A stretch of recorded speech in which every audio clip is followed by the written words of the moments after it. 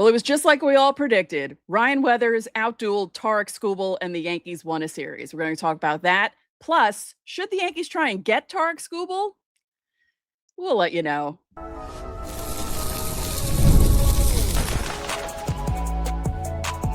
You are Locked On Yankees, your daily New York Yankees podcast. Part of the Locked On Podcast Network, your team every day.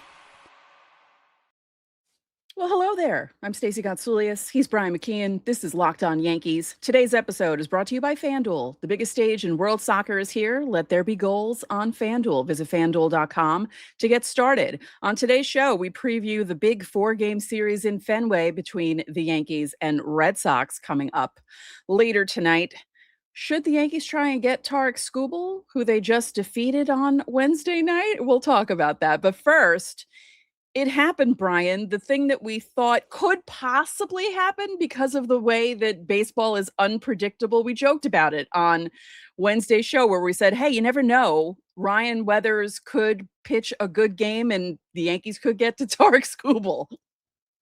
Well, they did. We also made the comment that the gambling line was quite peculiar to the two of us. And we, famously said, there's a famous quote out there, Las Vegas looks the way it does for a reason. And the obvious bet yesterday or last night was, hey, bet Tarik Skubal for the Tigers against the Yankees. Obviously, that's not what happened. Yeah, he wasn't tremendous, but he also was really good. I mean, this is what you get out of him, right? Like, he gave you 4 earned, which is not great, but the strikeout, he got 9 strikeouts. 9 strikeouts. Yeah. Blowing them away too. Like some of these at-bats were not competitive. Also muscling through that groin injury that he had that actually looked pretty bad at when he first had it, and then he just brushes it off literally and goes right back out there and starts. So he is superhuman, right? We've determined this. Yeah. Yes. So yeah, he box score wise didn't pitch overly great, but when you watched his actual stuff, he was great at a lot of this game, and it really comes down to Paul Goldschmidt tagging him twice and Dominguez hitting the absolute bleep out of a ball.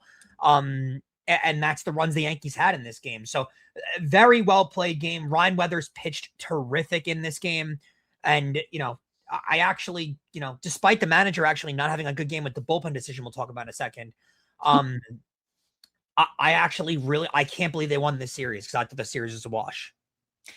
Yes. When we were previewing the series, we were looking at the pitching matchups. We thought the last 2 could be iffy.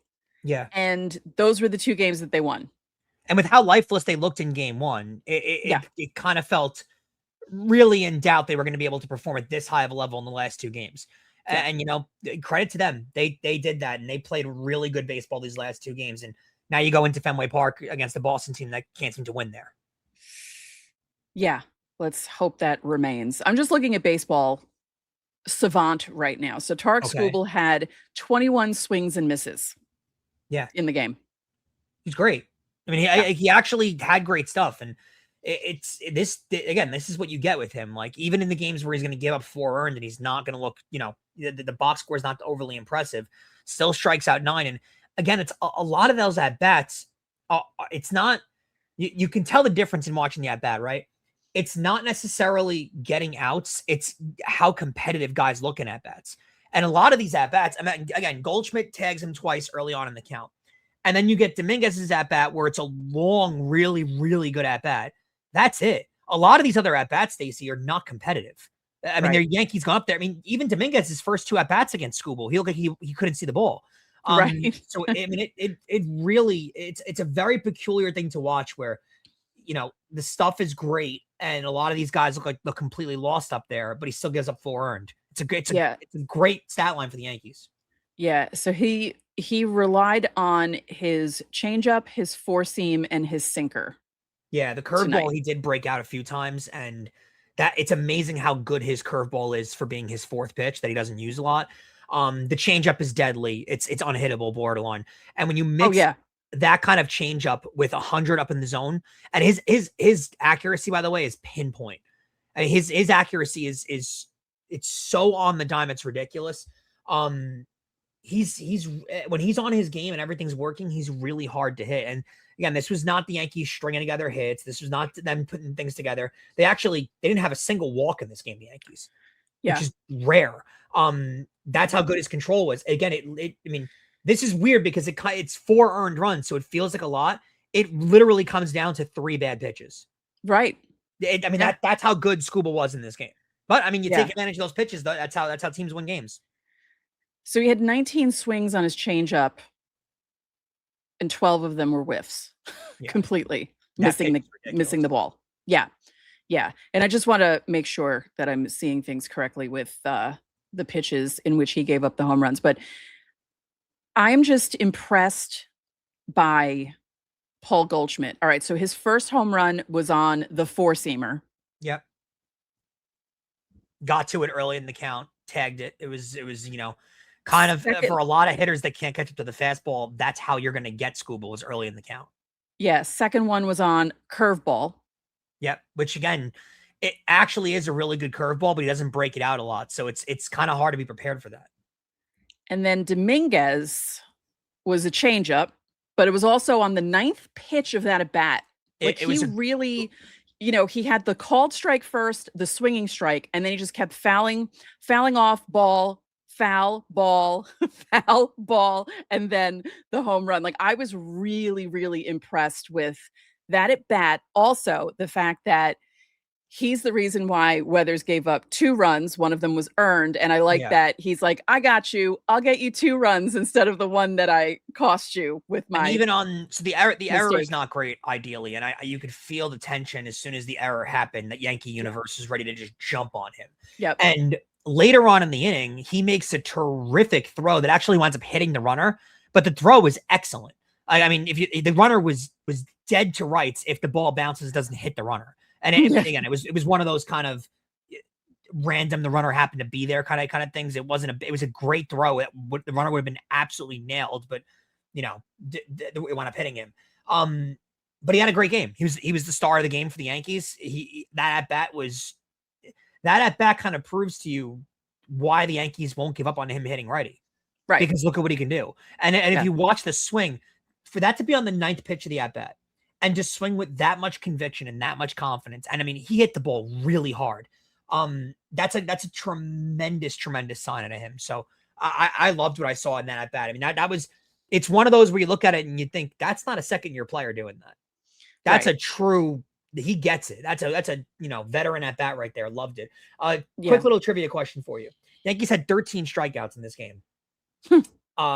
10 players came into the game for the Yankees that got an at bat. Can you name the one player that didn't have a strikeout? Oh. Yeah. No. It'll never be the player that comes to your mind. Spencer Jones. Yeah. Of all people. Yeah, exactly. So pretty funny stuff there. But yeah, I mean, overall, this was a really good win, unexpected win, not something that I at all saw coming. But it's baseball, Susan. Yeah. So Weathers, six innings, the 2 runs, 1 earned on 6 hits with 2 walks, 6 strikeouts through 97 pitches. You know what? That's 2 good outings from him in a row. Yes, it was a really good outing for him. He did have 97 pitches, so it was time to pull him. Yes. I didn't like the way the bullpen operated. Doval coming in that spot. Did you have a little bit of a queasy feeling when you saw him take the mound there with a 2-run lead? Yes. Yeah, I did too. And then he only gets 2 outs out of it. Puts a runner on base with a walk. Kay was mentioning this in the broadcast, and there's nothing more true, where he has the stuff. And that's why he's so frustrating to watch, because you see the movement on the slider and you see the velocity on the fastball. It's clearly there. The makeup to be an absolute stud is clearly there. But man, is he frustrating. Yeah. Because then you get outings like this where it's like, didn't give up any runs, but I mean, he was all over the place. They had to get him out of there. And then Boone has Tim Hill up, pulls Cruz up later, and you don't know who he's going to go to. And then as soon as the Tigers put a pinch hitter in, Boone then goes to his bullpen, brings out Cruz to face the righty, and then Hinch immediately responds to putting a lefty in there. The problem that I have is the next batter in the Tigers lineup, which happens to be the left fielder, Riley Green. The next hitter in their lineup is also a lefty. So why not bring Tim Hill in? Worst case, he faces a righty and then a lefty. But best case, he faces two lefties. Why take the risk of having Cruz go up against a righty in the next at bat? That to me didn't make a lot of. To me, Hinch kind of managed to circle around Boone in that spot. Yeah, I mean, luckily it worked out for the Yankees. Well, but that's the thing, Stacey. That's why this stuff doesn't get brought to light, because it worked out. Whereas if it doesn't get worked out, it's a talking point tomorrow. But I still like to point these things out where it doesn't necessarily make it the right move because it worked. It could still be the wrong move, even though they got lucky in that situation. So yeah, they dodged a bullet with that one. Cruz was fantastic though. 4 outs, 4 strikeouts.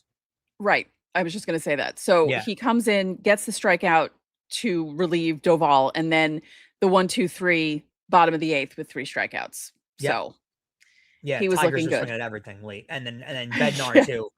Bednar came in another outing where he looked great, and this has now been over a month now where Bednar has looked really, really good in all of his appearances. Yeah, we haven't had a complaint about that. So Yankees win the series in surprising fashion, just because Tarik Skubal was the starter, and it was really only 3 hits that did him in. The 2 Goldie home runs. He got the belt, the championship belt from Jazz Chisholm, because Jazz got it the previous game. And then, Rice hits the single, and then Dominguez hits that 2-run home run from the right side. I love Dominguez calling him Young Goldie. That's so funny for Goldschmidt. Saying that Goldschmidt could be his dad. I love that so much. I love it. Well, I mean, a young dad, like a very young dad.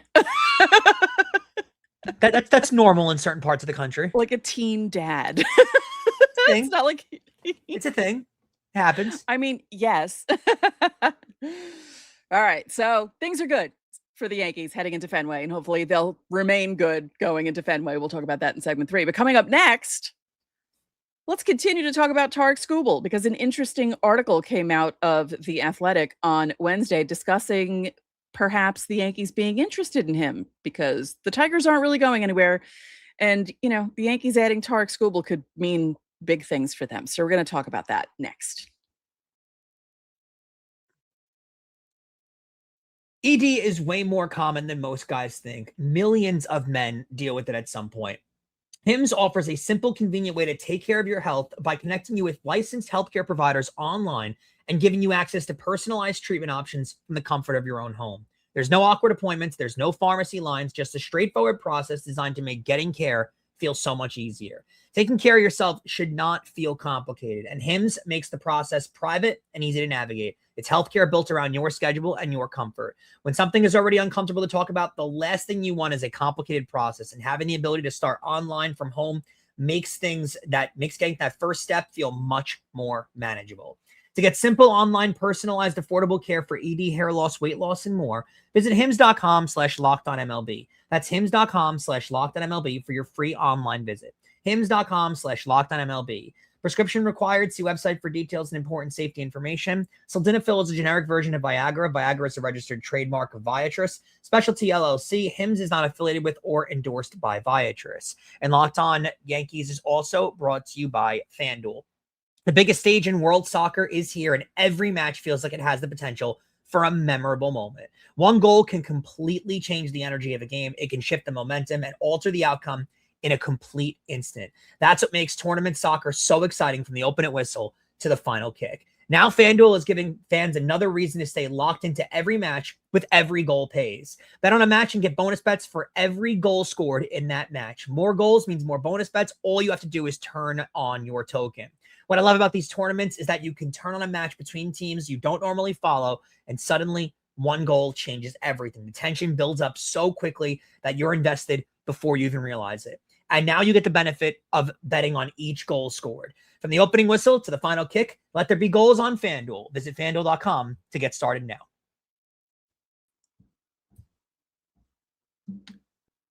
We want to thank you for making Locked On Yankees your first listen of the day, and thank you for making Locked On the #1 sports podcast network. Get your daily New York Yankees coverage completely ad-free by joining the Everydayer Club today. Start your 7-day free trial right now and get closer to your team without all the interruptions. Click the link in the show notes or head over to lockedonyankees.supercast.com to claim your free trial. Get that done, because then you can be priority during Fan Mail Friday tomorrow after Yankees Red Sox. We'll record that after Yankees Red Sox. It'll be out on Friday morning. This has been a storyline going around Major League Baseball because everybody assumes the Detroit Tigers are going to be sellers, particularly when it comes to Tarik Skubal. Now, I would say this from a Tiger perspective, it makes the most sense to do that. Their season has fallen apart, just has. Their hitters are not hitting nearly to the way they should be, and it felt like, even though he came back at a remarkably fast pace, it felt like the Tigers got very dejected as a franchise once Skubal went down with an injury. Whether that's managerial, who knows? But that's what it felt like. They're in a position now where you go back to last offseason, and they fought with him in an arbitration case. Now, he winds up getting the highest arbitration number that any starter has ever gotten at $31.5 million. But the Tigers' offer was $19 million. That's a pretty steep gap in price point. So Tarik Skubal was obviously pretty aggravated about that. And they've also expressed their, unwillingness to give a top-tier pitcher. Remember, Gerrit Cole makes $38 million a year. And I'm not going to put that in the Yamamoto class and all the other guys that are making this crazy money. But Tarik Skubal is going to get north of $39 million per year. Likely 40. Yeah. So if you don't count the crazy stuff the Mets are doing with Scherzer and Verlander, giving them those crazy AAV deals for short term, Tarik Skubal is going to sign the wealthiest pitching deal in the history of baseball, if you don't count Ohtani, for length. And they're at a point where they didn't want to give him $31 million in arbitration, which, by the way, is a discount for Tarik Skubal's services. Yeah. They're likely not going to give him $40 million per year over a decade. That's not going to happen. No. So their best consideration should be trading him, obviously. And whenever a top-tier player is in the trade rumors, the Yankees are obviously one of the teams that are always mentioned. Now, I'll be upfront with you guys here. I don't think it makes much sense. No. And I know Tarik Skubal is a great player. I'm not denying his talent. I'm not taking anything like that away from him. It doesn't make sense because whatever prospect package that the Tigers are asking for, it's going to be fairly hefty. Now, no. I don't think that's the proper reaction, honestly. Because it is, they know they're not re-signing him. So that's immediately leverage that's taken away from them because everybody knows the Tigers aren't going to pay him. And he's likely going to walk and they have to move him because their season's over. So I do think the Tigers don't have as much leverage as it may seem. Their leverage is obviously the talent of Tarik Skubal, but I don't know if their leverage is as good as it seems. Here's the thing. There are going to be teams bidding for his services, especially teams that lack in starting pitching and have the prospect pool. Miami, St. Louis, Arizona, teams that are in the fight to make the postseason and feel like they can do something. Milwaukee. Imagine if Milwaukee pairs up him with Mizorowski. So there's plenty of avenues where he fits in. Might actually win some playoff series if they do that. Chicago, both sides, north and south side, could both use him. There's plenty of areas where he fits. And I don't, to me, is once you get into a bidding war at these teams, it's going to be too hefty of a price for the Yankees to be willing to give up basically their entire farm system for a rental of Tarik Skubal when that's not their short strength. They're not short at starting pitching. No, I don't think one thing they're not short at all. Where it makes sense is if the market gets too stingent and teams start tallying off and going after other starters. Say St. Louis goes out there and acquires someone. Joe Ryan's another huge name that's going to be out there, right?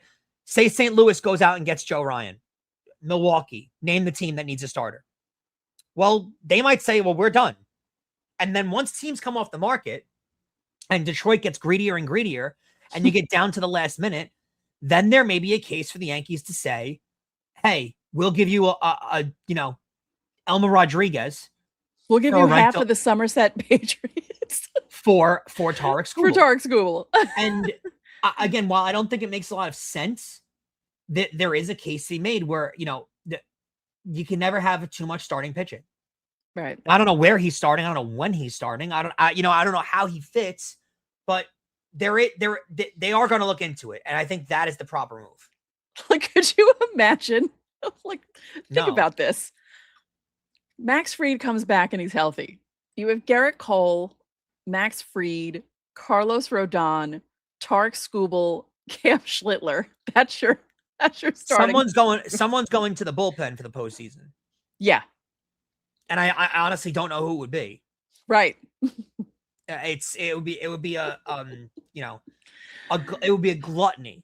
Yeah. But if the Tigers have no other suitors and teams drop off and they want to get something for him, why not keep yourself in the conversation? Right. Now that's all saying. You can very easily just sit there and say, we're going to keep our cell phones are on. They're not on silent. We'll answer, but we're not giving you anything crazy. If it gets to the final hour and they need to make a move and they need to get rid of him, that's when the Yankees can pony up and attack. But if they make a move for Skubal, it won't be until the last day of the deadline, in my opinion. Could you imagine what we'd have to do if that happened? It would be crazy. Again, I don't expect it. I know he wants to win, though. I know Skubal wants to win. He's very competitive. He's probably going to want to trade. Just where is he going to wind up? It's a very, very tricky conversation. And also, it depends how the Tigers look going into the deadline. Because what if they get them? What if they? I mean, I don't. After the way this series went, I have a hard time believing they're going to find themselves back in contention with how close the American League is, and them being 12 games back of 500. It's hard to believe they're going to find themselves back in contention. But hey, crazier things have happened. It literally happened to them last season. So if they find themselves back in contention, then there's a reason to keep him. But also, I could also argue there's a reason to not keep him in that sense, because if he's not going to re-sign and you're not going to re-sign him, you have to cut ties. You have to get something back for him. Right. All right. Well, coming up, we preview the 4-game series between the Yankees and the Red Sox.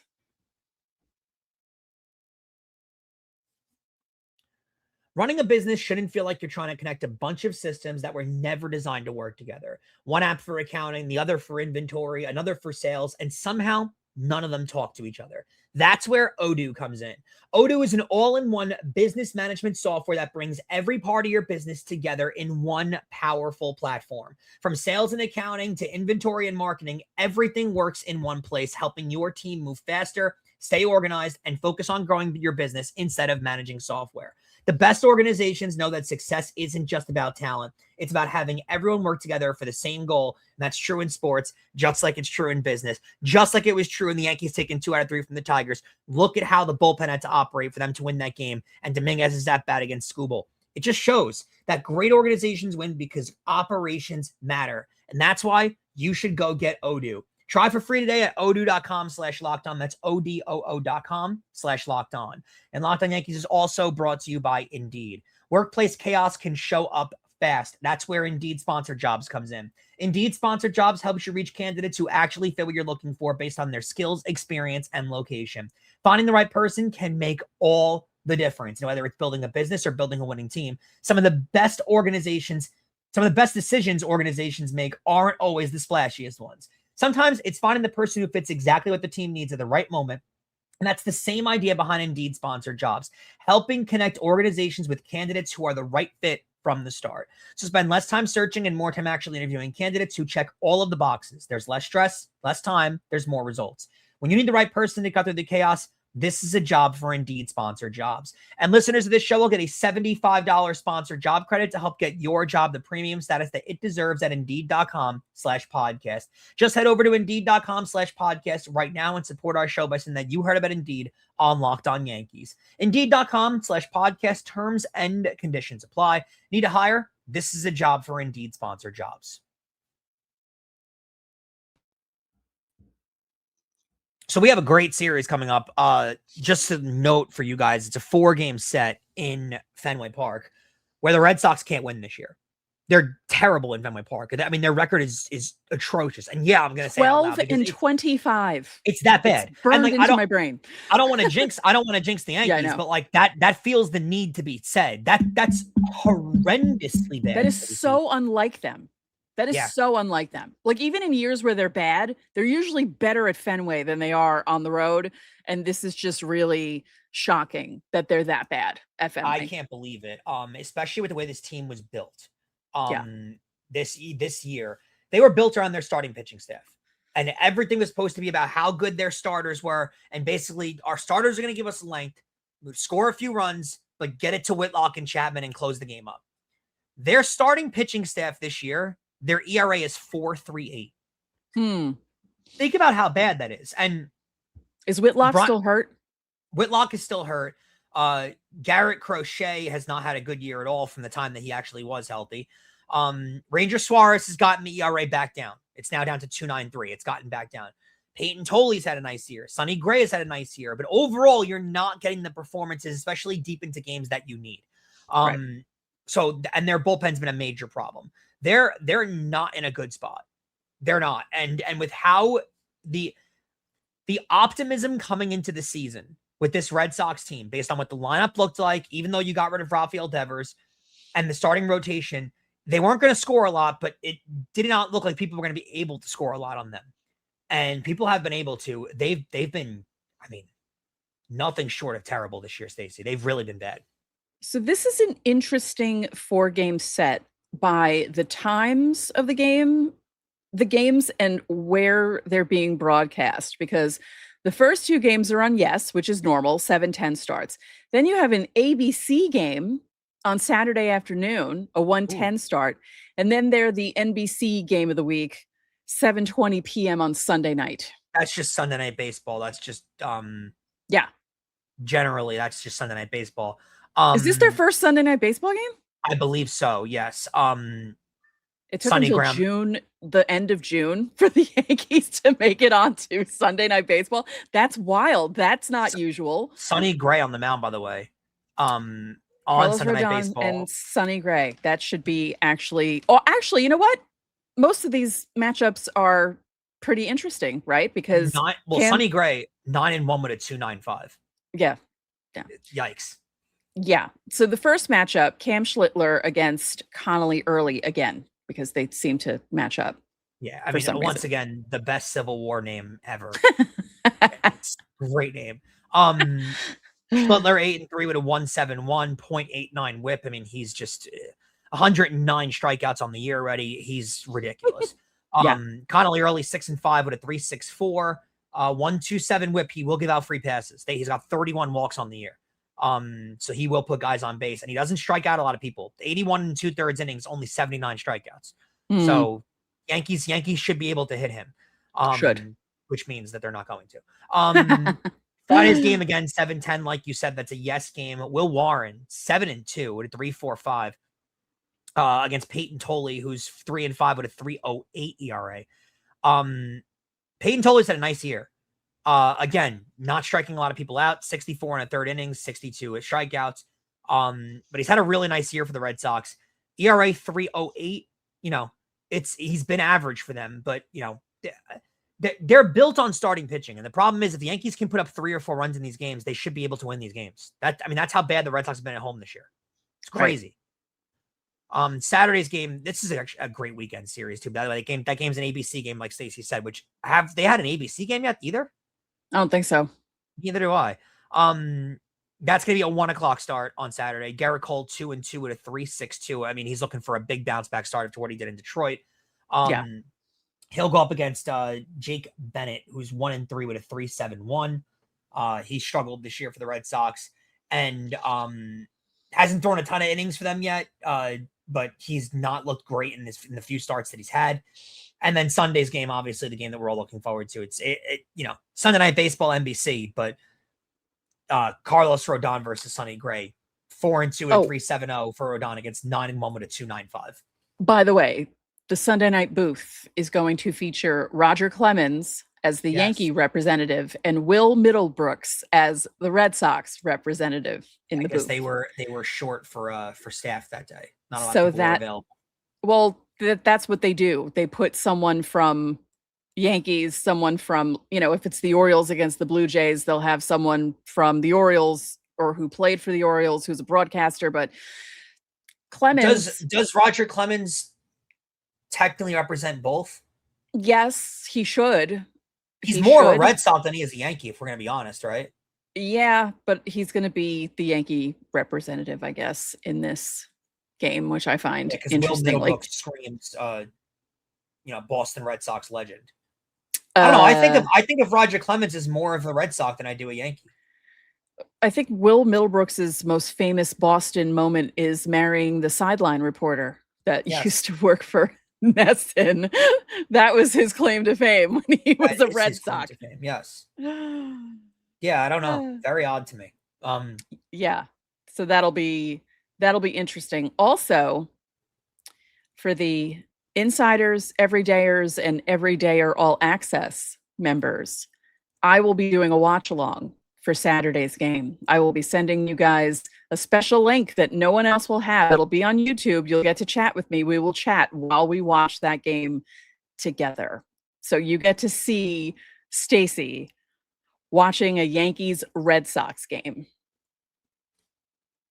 I don't apologize. Watch at your own risk, guys. I don't apologize for what's going to come out of my mouth. No, I'm kidding. I will calm myself down. I don't want to embarrass myself, but I think it'll be fun if you guys are around.